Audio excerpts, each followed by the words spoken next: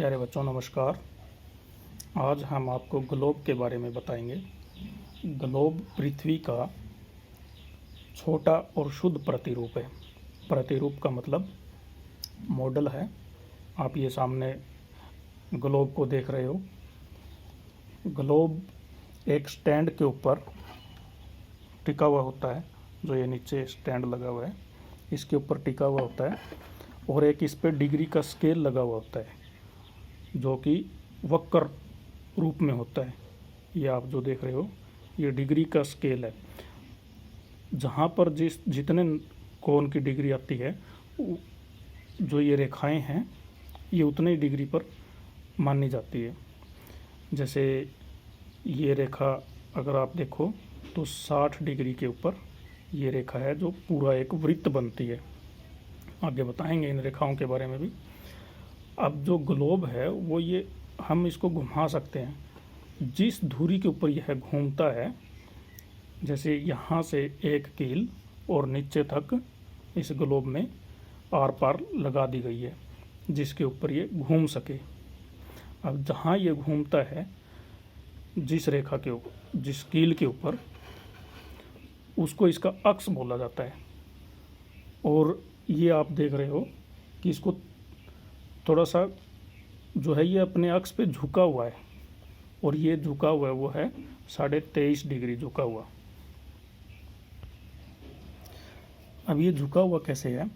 अब देखो जैसे ये स्केल है मेरे पास, मैं इसको वर्टिकली अगर खड़ा करना चाहूँ तो ये ऐसे होगा यहाँ से यहाँ तक। अगर ये झुका हुआ नहीं होता तो ये जो आर पार कील है ये इसके इस लाइन में आती ऐसे, लेकिन ये ऐसे है ऐसे। ये मैं आपको दिखाता हूँ थोड़ा सा नीचे तक।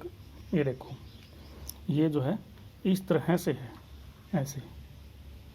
तो ये 23.5 डिग्री जो है वो ऐसे झुका हुआ है और ये 23.5 डिग्री झुका हुआ है।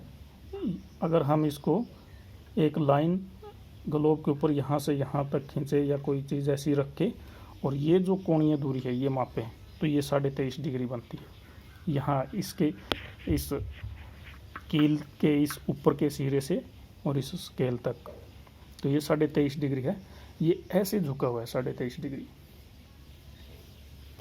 तो बिल्कुल वैसे ही हमारी पृथ्वी भी 23.5 डिग्री अपने अक्ष के ऊपर झुकी हुई है। अक्ष क्या होता है? आप लोगों ने साइकिल देखी होगी। साइकिल का जो पहिया है वो जिस धुरी के ऊपर घूमता है बीच में एक एक्सल लगा हुआ होता है उसमें, उसी को उसकी धुरी या अक्ष कहते हैं। तो पृथ्वी के अंदर से ऐसी कोई कील है नहीं। अब आप कल्पना कीजिए कि हम इसकी ये कीलें हटा दें, बाहर निकाल दें और अब उस जगह को अपने दिमाग में कल्पना में रखिए कि वो कील जहाँ से थी वो कील है नहीं, लेकिन जहाँ से थी वो इसका अक्ष है बिल्कुल ठीक पृथ्वी के बीचों बीच से। वैसे ही पृथ्वी में एक रेखा मान ली गई है, उसी रेखा को उसका अक्ष कहते हैं। जो ये ग्लोब में आप देख रहे हो जिस प्रकार ग्लोब के अंदर से ये अक्ष जा रहा है वैसे ही पृथ्वी का अक्ष है और पृथ्वी अपने अक्ष के ऊपर 23.5 डिग्री झुकी हुई है। पृथ्वी के जो ऊपर का हिस्सा है ये वाला, इसको हम नॉर्थ पोल या उत्तरी ध्रुव कहते हैं। और जो नीचे का हिस्सा है, नीचे का जो बिंदु है यहाँ पे मैं दिखाता हूँ आपको जूम करके, ये वाला जहाँ यहाँ से इस कील को कनेक्ट किया गया ये वाला दक्षिणी ध्रुव साउथ पोल कहलाता है। अब इस पर आप जो कलर देख रहे हो, नीला कलर, नीला रंग देख रहे हो, ये सारा का सारा पानी है महासागरों का और सागरों का, झीलों का।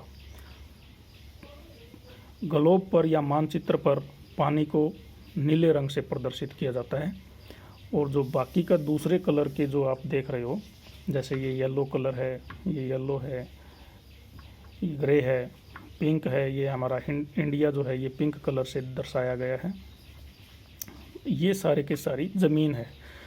अब पृथ्वी के ऊपर जो पानी है वो है 71% और जो ज़मीन है वो है 29%। और इसके ऊपर के ध्रुव को हम ऊपर के बिंदु को ऊपरी ध्रुव और नीचे के बिंदु को दक्षिणी ध्रुव, याद रखना बिल्कुल ही आसान है। ऊ से ऊपर, ऊ से उत्तर, तो एक याद रह जाएगा। तो दूसरा दक्षिणी ध्रुव है, ऊपर वाला उत्तरी ध्रुव, ऊ से ऊपर, ऊ से उत्तर, और नीचे वाला दक्षिणी ध्रुव। और नीला जो भाग है वो है पृथ्वी के ऊपर जल की मात्रा। ज़्यादा जल है, कितना है? 71%। और ज़मीन कम है, वो कितनी है? 29%। अगली वीडियो में हम आपको पृथ्वी के ऊपर जितने महाद्वीप हैं उनके बारे में बताएंगे। धन्यवाद।